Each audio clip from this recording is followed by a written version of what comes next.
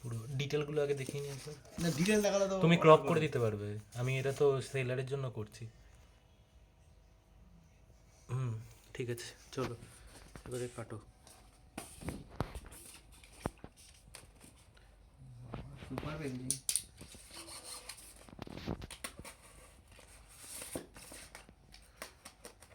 তুমি ভুল কাটছো, কেন উপরের দিক দিয়ে কাটবে এটা। এরকম ভাবে?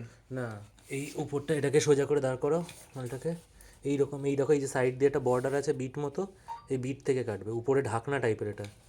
এই যে বিট দাগটা দেখতে পাচ্ছ, এই দাগ বরাবর। এই তো দাগ, এই যে দাগ, এই যে এটা সাইড করে একটু বুঝতে পারবে, এই যে দাগ, এই দাগ বরাবর কাটো। হ্যাঁ, আস্তে আস্তে, ছুরিতে ধার আছে ভালো। হুম,